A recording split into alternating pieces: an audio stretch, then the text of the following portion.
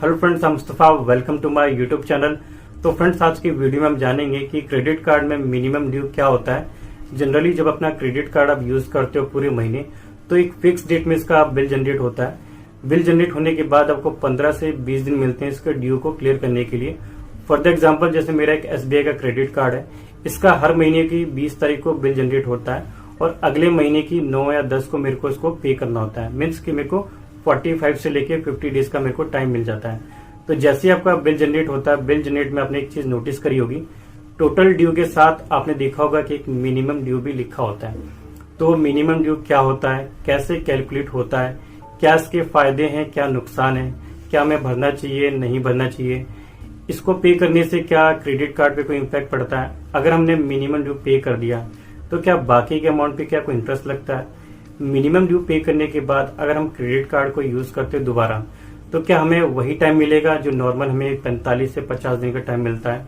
तो इन सारी चीजों के बारे में जानेंगे इस वीडियो में डिटेल में। तो चलिए फ्रेंड, वीडियो स्टार्ट करते हैं। तो फ्रेंड्स, पहले हम मिनिमम ड्यू समझ लेते हैं। जो भी क्रेडिट कार्ड से आप खर्च करते हैं पूरे महीने, उसका जो टोटल बिल आता है, उसका ये 5% अमाउंट कैलकुलेट होता है। जो भी टोटल बिल आ रखा है, उसका ये 5% अमाउंट कैलकुलेट होता है। इनकेस कभी अगर आपके पास पैसे नहीं है, तो ये जो 5% का स्मॉल अमाउंट होता है, इसको पे करके बाकी के अमाउंट के लिए आपको 1 महीने का टाइम मिल जाता है और आप लेट फाइन से इससे बच जाते हो। बट ये है कि जो आपका बैलेंस का अमाउंट है, उसमें आपको 3 से 3.5% का इंटरेस्ट लगता है। हर बैंक का अलग अलग हो सकता है, किसी का 3% है, किसी का 3.5% है। 3-3.5% का इंटरेस्ट लगता है। तो 1 महीने का आपको टाइम मिल जाता है। एक स्मॉल सा इंटरेस्ट आप पे करते हो, मिनिमम ड्यू पे करते हो, और बाकी के अमाउंट को आपको 1 महीने का टाइम मिल जाता है और को फाइन वगैरह से आप बच जाते हो। तो ये तो था क्रेडिट कार्ड का मिनिमम ड्यू। एक छोटे से कैलकुलेशन से थोड़ा सा डीपली हम और इसको समझ लेते हैं। मान लो किसी महीने आपने 20,000 रुपए खर्च कर दिए अपने कार्ड से, तो उसका 5% होता है 1,000 रुपए। 20,000 का 5% होगा 1,000 रुपए।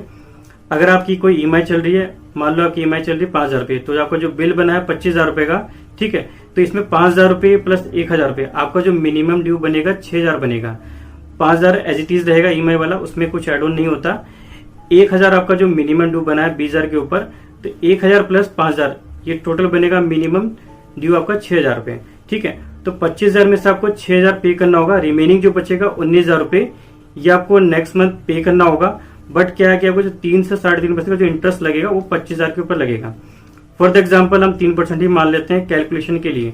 तो 25,000 पे जो 3% लगेगा, 750 रुपए के आसपास लगेगा, प्लस 18% इसमें GST लगता है, जो कि 135 रुपए के आसपास होगा।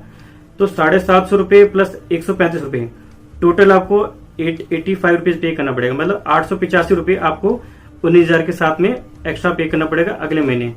तो आपको 1 महीने के लिए 885 रुपए लग जाएंगे इस कैलकुलेशन में, ठीक। तो नेक्स्ट बिल जो आपको आएगा 19,000 रुपए बैलेंस प्लस 885 रुपए, ये दोनों आपको ऐड होके आएंगे। एक मेथड से मैं आपको और समझाता हूँ। मान लो आपने मिनिमम ड्यू पे कर दिया, बैलेंस रहा 19,000 रुपए, बाद में अपने 10,000 रुपए और खर्च किए, ठीक है। तो जो टोटल बिल आपका आएगा 29,000 रुपए का आएगा। 19,000 रुपए बैलेंस प्लस आपने जो 10,000 रुपए और खर्च किए, ठीक है। तो जो आपका जो टोटल जो बिल आएगा 29,000 का आएगा, और इस पे जो ब्याज लगेगा, ये टोटल 29,000 रुपए लगेगा, जो 3% जो 3.5% अकॉर्डिंग टू बैंक, ठीक है। तो 29,000 रुपए आपका ब्याज कैलकुलेट होगा, क्योंकि जो अपने बाद में जो खर्च करते हो, उसके लिए आपका क्रेडिट पीरियड खत्म हो जाता है, जो आपको 45 से 50 दिन का टाइम मिलता है। मिनिमम ड्यू से ये एक डिसएडवांटेज है कि जो बाकी जो आप खर्च कर रहे हो, उसके लिए भी आपका क्रेडिट पीरियड आपका खत्म हो जाएगा, ठीक है। तो अब जो आपका ब्याज लगेगा 870 रुपए का आपका ब्याज लगेगा, 3% के अकॉर्डिंग मैं कैलकुलेट कर बता रहा हूँ।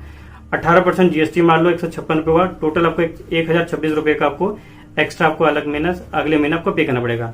तो अगले महीने 1,026 रुपए आपको एक्स्ट्रा पे करना पड़ेगा 29,000 रुपए के साथ, क्योंकि जब भी आप मिनिमम ड्यू पे करते हो, उसके बाद अगर आप कार्ड यूज करोगे, तो टोटल पे आपका इंटरेस्ट लगता है। आपका क्रेडिट पीरियड खत्म हो जाता है। जो आपको 45 से 50 दिन का मिलता है ना, वो आपका क्रेडिट पीरियड खत्म हो जाता है।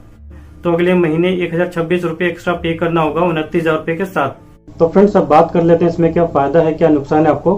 फायदा ये है कि अगर आप मिनिमम ड्यू पे कर देते हो, तो बाकी के अमाउंट के लिए आपको 1 महीने का टाइम मिल जाता है कुछ इंटरेस्ट के साथ, और इससे आप लेट चार्जेस से बच जाते हो, क्योंकि लेट चार्जेस काफी ज्यादा लगाती है बैंक।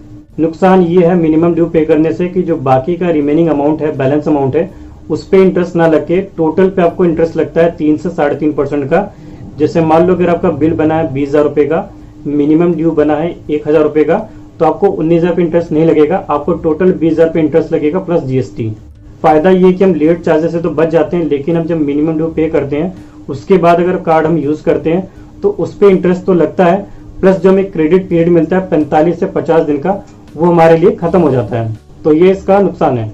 फायदा ये कि सिविल स्कोर खराब नहीं होता, सिविल स्कोर मेंटेन रहता है। बट नुकसान ये कि हमें कार्ड के ऑफर्स जल्दी नहीं मिलते, चाहे वो लोन के हो चाहे वो ईएमआई के हो। क्रेडिट कार्ड पे बहुत सारे ऑफर्स आते हैं तो वो ऑफर्स हमें जल्दी से नहीं मिलते, तो ये इसका नुकसान है।